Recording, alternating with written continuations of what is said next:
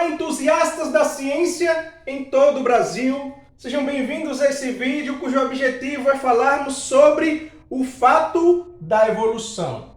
Vocês certamente já devem ter ouvido em algum grupo de discussão, em algum fórum, que a evolução é um fato. Mas você saberia dizer o que é um fato dentro da evolução? Muitas pessoas desconhecem o que é o fato dentro da evolução e acabam dizendo que a teoria da evolução é um fato. Elas estão equivocadas. Vamos entender um pouco sobre isso. Na natureza existem inúmeros fenômenos naturais. A gravitação é um exemplo de um fenômeno natural, o eclipse é um exemplo de um fenômeno natural e a modificação das espécies ao longo dos anos e das gerações é um fenômeno natural. Essa modificação das espécies ou descendência com modificação é que é a evolução. Portanto, esse fenômeno, ele é um fato. O que é um fato dentro da evolução? É fato que as espécies se modificaram e se modificam ao longo dos anos e das gerações. Então, a partir de agora, você já sabe o que é um fato. E essa modificação também é conhecida como descendência com modificação, que acarreta, portanto, na formação de novas espécies através do fenômeno da especiação. Isso é um fato, corroborado por diversas e numerosas evidências. O conceito de algo ser um fato na ciência é o seguinte: fato é aquilo que é corroborado por diversas e numerosas evidências. Tão numerosas evidências que negar é burrice. Então, o fenômeno da descendência com modificação é tão fato quanto o fenômeno de que nós orbitamos uma estrela que é o Sol. Então, ambos são fatos corroborados por diversas e numerosas evidências, ao ponto que negar é burrice. Ok? Então, se existem os fenômenos, surgem as teorias para explicar como e por que acontecem esses fenômenos. As teorias elas devem ser moldadas aos fatos e não os fatos moldados às teorias. Então as teorias elas podem ser modificadas para contemplar, para explicar novidades que aparecem nos fatos.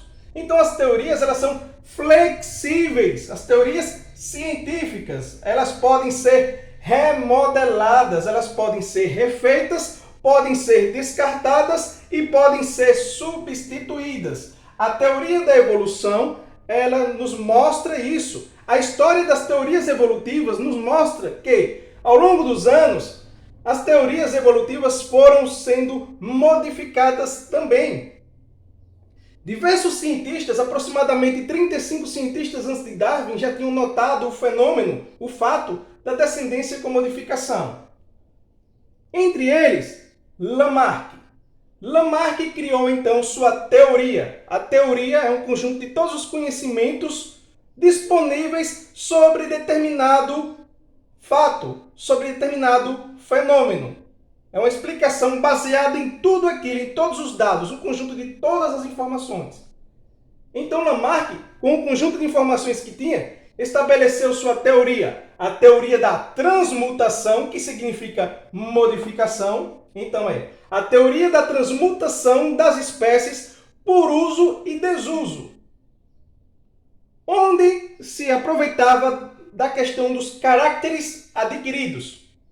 No entanto, essa teoria foi mostrada falha. Charles Darwin, então, propôs sua teoria da modificação das espécies. Ao invés de ele utilizar a palavra transmutação, ele inovou. Ele pegou uma palavra que estava sendo explorada, que estava bombando naquele momento, naquela época, que era a palavra evolução, que significa também modificação ao longo dos anos. Veja bem, a evolução do globo terrestre significa todas as modificações que aconteceram no formato ali do globo terrestre devido ao movimento das placas tectônicas. Portanto, ele se aproveitou dessa palavra e aplicou-a, criando sua teoria da evolução das espécies por seleção natural. Ele poderia ter criado a teoria da transmutação das espécies por seleção natural, mas ele fez uma jogada, então, de marketing. E essa jogada caiu bem. Você percebe, então, que ele utilizou um novo mecanismo que é o motor, ou seria o motor, da modificação das espécies, que, portanto, é a seleção natural e não o uso e desuso. Essa teoria de Darwin, ela engloba outras teorias e também engloba outras leis. Teorias, elas englobam outras teorias, outras leis, englobam hipóteses, englobam todo o conhecimento disponível sobre algo. Portanto, a teoria da evolução englobou leis, por exemplo, como as leis de Gregor Mendel sobre a genética, ou também a lei criada por Lewis Dollo, a lei da irreversibilidade da evolução, que diz que, à medida em que uma espécie ela adota um plano corporal, toda a modificação vai se desdobrar em cima daquele plano corporal adotado. Ela nunca vai regredir por completo a um plano corporal ancestral, ou seja, um plano corporal anterior, mesmo que ela esteja submetida às mesmas condições que seus ancestrais estavam. E os golfinhos, ou seja, os cetáceos, eles são um exemplo bem interessante disso. Embora os ancestrais, dos cetáceos, que eram tetrápodes, eles tenham vindo de tetrápodes aquáticos, como peixes, por exemplo, que são os ancestrais dos tetrápodes terrestres, os golfinhos, submetidos às mesmas condições dos seus ancestrais, que era o ambiente marinho, eles não readquiriram a respiração semelhante à respiração dos peixes.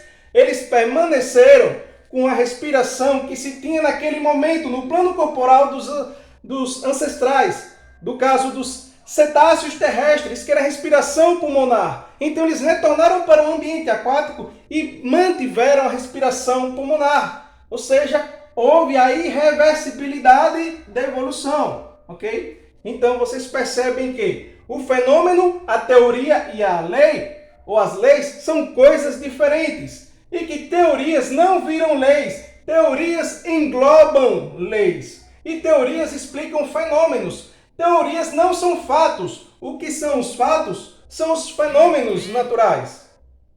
Espero que tenha sido bem claro e bem esclarecedor para todos vocês.